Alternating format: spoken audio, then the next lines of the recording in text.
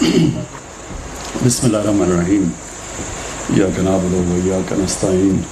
मैं एक्सपेक्ट ही नहीं कर रहा था कि इतनी बड़ी फंक्शन करेगी। मैंने कहा मैं आके फीता काटूंगा और चला जाऊंगा, तो मैं सरप्राइज हुई इससे। मुमताज़, आपने इतने लोगों को इनवाइट किया आज। देखिए मुमताज़, पहले तो मेरा क्योंकि ओवरसीज़ पाकिस्तानी से सबसे ज़्यादा इंटरेक्शन है। क्रिकेट से पहले, क्रिकेट की वजह से सारी दुनिया में जो बैरूनी मुल्क पाकिस्तानी थे उनसे मिलता था मैं। और फिर शौकत खानम के लिए पैसे इकट्ठे करने के लिए जिधर भी पाकिस्तानी थे दुनिया में, किसी पाकिस्तानी को मैंने नहीं छोड़ा, सारी दुनिया में मैंने पैसे इकट्ठे किए। तो इसलिए मेरा सबसे इंटरेक्शन रहा। और आपसे भी पहला इंटरेक्शन तो ये है कि आपने शौकत खानम को बड़ी डोनेशन दी थी, इसलिए इस तरह मैं आपको मिला।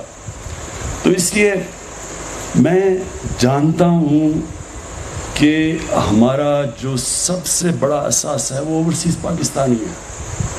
और बदकिस्मती से हम इस बड़े टैलेंट को, इस बड़े असासे को हम सही माने में अभी तक इसका फ़ायदा नहीं उठा सके, इसको टैप नहीं कर सके। और उसकी वजह है हमारा जो गवर्नमेंट का सिस्टम जैसे इवॉल्व हुआ है, जैसे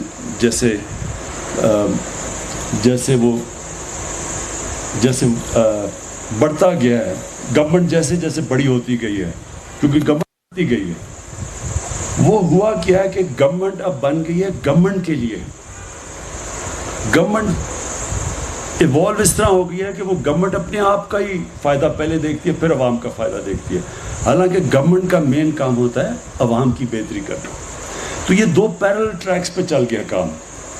हमारा जो डिस्कनेक्ट है आज कि पाकिस्तान की क्या ज़रूरत है,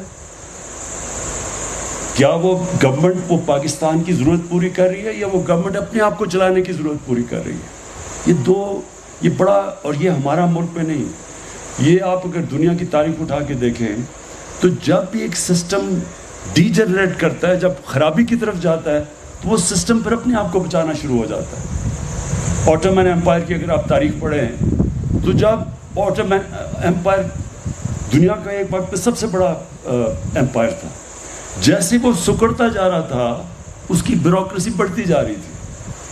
तो इससे जो मैं कहने की कोशिश कर रहा हूँ ये कि जो इस मुल्क की इस वक्त सबसे बड़ी ज़रूरत क्या है, वेल्थ क्रिएशन, दौलत में इजाफा करें हम पाकिस्तान का। दौलत में जब इजाफा करेंगे नौकरियाँ मिलेंगी, टैक्स कलेक्शन बढ़ेगी, इतने जो कर्जे चढ़े हुए हैं इस मुल्क के ऊपर हम अपने कर्जे वापस कर सकेंगे। लेकिन जो गवर्नमेंट है जिस तरह हमारी बन चुकी है वो इस तरह देखती नहीं है। तो जो हम अब कोशिश कर रहे हैं कि ये जो दो पैरेलल स्ट्रीम्स हैं इनको इकट्ठा करें। तो जो ओवरसीज़ पाकिस्तानी हैं उनकी रिक्वायरमेंट ये है कि जब वो पाकिस्तान में आए तो उनके लिए आसानियाँ पैदा करें, हम उनके लिए हम मौके पैदा करें कि वो अपना पैसा इन्वेस्ट कर सकें। लोगों को इस चीज़ का इल्म नहीं है कि जो ओवरसीज़ पाकिस्तानी के पास इस वक्त जो उनका जीडीपी या सालाना आमदनी है, 90 लाख पाकिस्तानी बाहर है। ये 90 लाख पाकिस्तानी की जो सालाना आमदनी है वो तकरीबन हमारी 22 करोड़ लोगों की उतनी आमदनी है। तो ये सबसे पैसे वाले, हुनर वाले इस वक्त पाकिस्तानी बाहर बैठे हुए हैं। एक सिस्टम ने, जो अभी मुस्लिम ने बड़ी अच्छी तरह बयान किया कि एक सिस्टम उनको यहाँ चलने नहीं दे रहा था, वो बाहर जाके कामयाब हो गए। यहाँ कामयाब नहीं हो सकते, सिस्टम रोक के रखा हुआ था।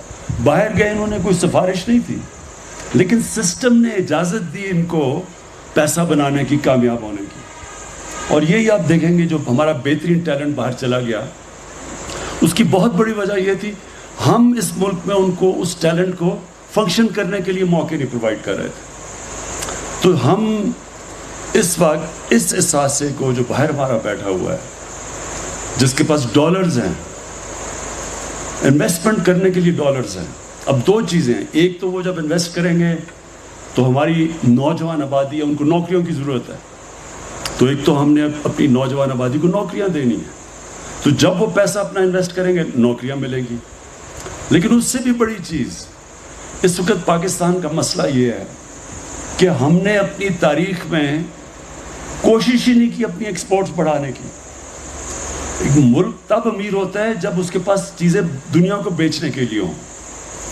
جب اس نے اپنے ایکسپورٹس بڑھائی نہیں, یعنی ایک سنگاپور کی $300 ارب کی ایکسپورٹس ہیں, 60 لاکھ کی آبادی ہوگی اس کی. پاکستان کی انشاءاللہ اس باری 30 ارب کی ایکسپورٹس ہوگی. ملیشیا جس کی کوئی 6 کروڑ کی آبادی ہے, اس کی $200 ارب کی ایکسپورٹس ہیں. تو ہم 22 کروڑ لوگ سوچیں کہ ہم کتنی چیزیں ایکسپورٹ کر سکتے تھے, لیکن کبھی نہ گورنمنٹ کسی نے کوشش نہیں کی. تو جب تک ہم اپنی ایکسپورٹس بڑھا رہے ہیں, اور ایکسپورٹس بڑھیں گی تو ہم اپنا ڈالر کا قرضہ واپس کریں گے, ایکسپورٹس بڑھیں گی تو ہمارا روپیہ مضبوط ہوگا, لوگوں کی دولت میں اضافہ ہوگا. لیکن جب تک ہماری ایکسپورٹس نہیں بڑھ رہی تو جو ہمارا اوورسیز پاکستانی بیٹھے ہوئے ہیں ان کو کسی طرح پاکستان میں لائیں تاکہ وہ انویسٹمنٹ کریں. جب وہ انویسٹمنٹ کریں گے ہمارے ڈالرز, اور جب ڈالر لے کے آئیں گے ہمارے ریزروز بڑھیں گے, ریزروز بڑھیں گے, روپیہ مضبوط ہوگا. جیسے جیسے روپیہ مضبوط ہوتا جائے گا مہنگائی کم ہوتی جائے گی, غربت کم ہوگی.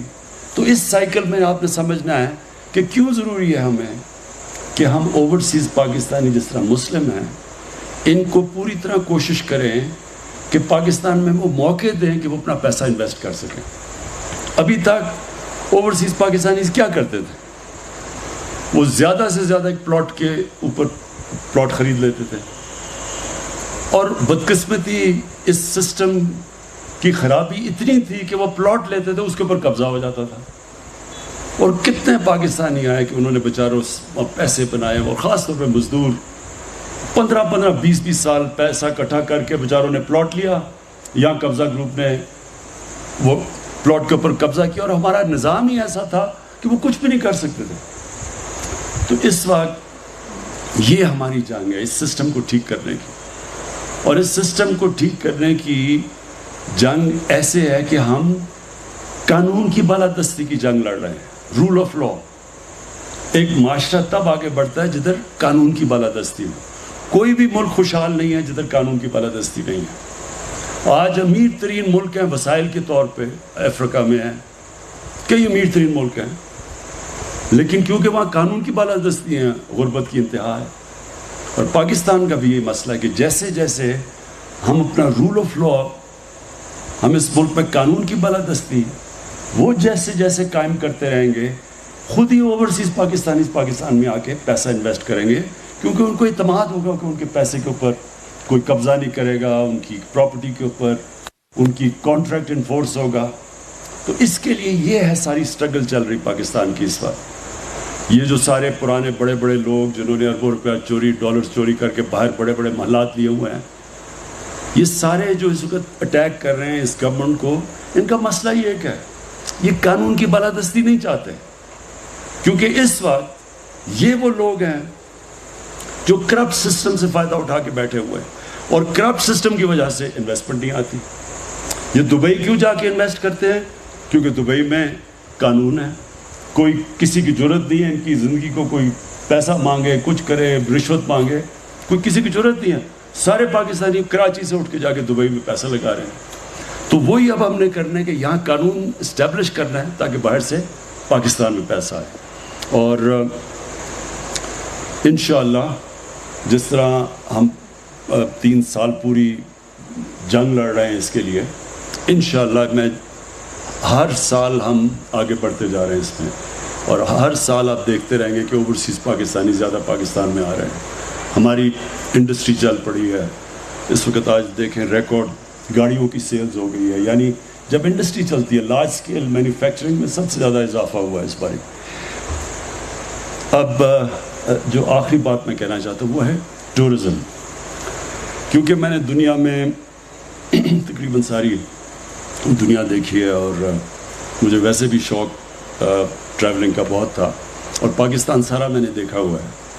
میں بہت دیر سے یہ سمجھتا ہوں کہ ہمارا اتنا بڑا پوٹینشیل جو ٹورزم میں ہے اس کے ہم بلکہ شروع بھی نہیں ہوئے اس راستے پہ کہ یہ ٹورزم کا ہم فائدہ اٹھائیں. ہم نے جب کے پی میں ہماری گورنمنٹ بنی تو ہم نے کے پی میں کوشش کی ٹورزم بڑھانے کے لیے, اور آپ حیران ہوں گے کہ جو ہمارے 5 سال 2013 سے 18 تک جو صوبہ سب سے تباہی ہوئی تھی، جس صوبے میں وار آن ٹیرر کی وجہ سے سب سے زیادہ نقصان پختونخوا کو ہوا تھا، تو وہ 5 سالوں میں UNDP کی اب رپورٹ ہے کہ ان 5 سالوں میں جس صوبے میں سب سے تیزی سے غربت کم ہوئی وہ پختونخوا تھا. اور اس کی بڑی وجہ یہ تھی کہ ہم نے پختونخوا میں ٹورزم کو پوری کوشش کی، ٹورزم بڑھانے کی. یہاں گلیات کے لوگ آپ کو بتائیں گے کہ 1 سال کے اندر ہمارے پہلے 1.5-2 سالوں میں یہاں زمین کی قیمتیں دگنی ہو گئی گلیات میں، اور کیونکہ ہم نے یہاں ٹورزم کے لیے ساری پروویژن کی. دیکھیں، سب سے تیزی سے ہم اس ملک میں اپنی دولت میں اضافہ کر سکتے ہیں، ویلتھ کریٹ کر سکتے ہیں ٹورزم کو بڑھا کے. اور یہ جو آج مسلم، یہ ایک اس سفر کے اوپر ایک بہت بڑا قدم ہے. ہلٹن جیسا اگر بڑا برانڈ اور اس جگہ پہ یہ واٹر شیڈ کے اوپر ہے، اس سے بہتر لوکیشن نہیں مل سکتا کہیں بھی. جب آپ ہلٹن جیسا یہاں 5 سٹار جب ایک ہوٹل بنے گا تو اس سے کیا ہوگا؟ اس سے پیسے والے لوگ آئیں گے. اصل میں ٹورزم 2 قسم کی ہوتی ہے، ایک میس ٹورزم ہوتی ہے، ایک ہائی اینڈ ٹورزم ہوتی ہے. جو اصل پیسہ جنریٹ ہوتا ہے وہ ہائی اینڈ ٹورزم سے ہوتا ہے. تو جب ہلٹن آتا ہے تو ہائی اینڈ ٹورزم آگے بڑھتی ہے. اس کے ساتھ ساتھ پھر جو چیزیں کیا آئیں گی، یہاں اسکیئنگ بڑھے گی. پہلے سردیوں میں خالی پڑا ہوتا تھا یہ سارے گلیات، اب سردیوں گرمیوں میں دونوں میں ہوٹلز بھرے ہوئے ہوتے ہیں. تو اصل میں جو اب اگلا فیز پاکستان میں آ رہا ہے، ریزورٹس، ہوٹلز کے بعد ریزورٹس اور پھر اسکیئنگ. آپ کو حیرت ہوگی کہ پاکستان، ایک آسٹرین نے مجھے بتایا کہ جو پاکستان میں اسکیئنگ ہے وہ دنیا میں اتنی نہیں، کیونکہ اب بڑی دیر تک برف رہتی ہے. ہمارے پہاڑ اتنے اونچے ہیں، یہ سارا پختونخوا کے اندر اور آگے ناردرن ایریاز میں، کہ ہم وہ سردیوں میں بھی ہوٹلز بھرے رہیں گے اسکیئنگ کی وجہ سے، اور گرمیوں میں ویسی لوکل ٹورزم اتنی ہے. عید کی چھٹیوں میں 27 لاکھ ٹورسٹ آئے ہیں پختونخوا کے اندر. 27 لاکھ ٹورسٹ آئے ہیں.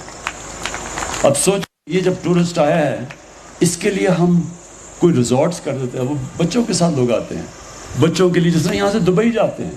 اب دبئی میں کیا ہے؟ وہ صرف ریت ہے، سمندر ہے، لیکن وہ ریزورٹس بنا دیتے ہیں، وہ ریزورٹس پہ پہنچ جاتے ہیں لوگ، اور ریزورٹس کی وجہ سے پیسہ خرچ کرتے ہیں وہاں. تو وہ جو ٹورزم کی جو ویلیو ایڈ ہوتا ہے وہ جب آپ ریزورٹس کی طرف جاتے ہیں. تو اب اگلا فیز اس کا آئے گا، ریزورٹس ڈیولپ کریں گے، اسکیئنگ، اور یہاں آگے بڑے ایریاز ہیں. ممتاز، یہ نہ سمجھو کہ یہ صرف تمہارا پہلا بیرن پاکستان میں ہے. یہ آپ آگے ہم نے بڑی زبردست جگہ دیکھی ہوئی ہیں، اور وہ میں آپ کو بتاؤں، آپ کا بالکل پوائنٹ ٹھیک ہے کہ اس کے جو زمین کی قیمت ہے وہ اتنی زیادہ ہو جاتی ہے کہ وہ اس کا فیزیبل نہیں رہتا ریزورٹ بنانے کے لیے. تو ہم نے اب پختونخوا میں اور گلگت بلتستان میں ہم نے اب زوننگ کی ہے، اور ان زوننگ کے اندر ہم پھر لیز کریں گے اور سستی لیز کریں گے ریزورٹس کے لیے، جو بھی آپ نے باتیں کی. اور 50 سال ویسے لمبی لیز ہوتی ہے، آپ کہتے ہیں 100 سال، تو یہ بھی ہم ڈیبیٹ کر لیں گے کہ 50 سال یا اس سے زیادہ کر دیں.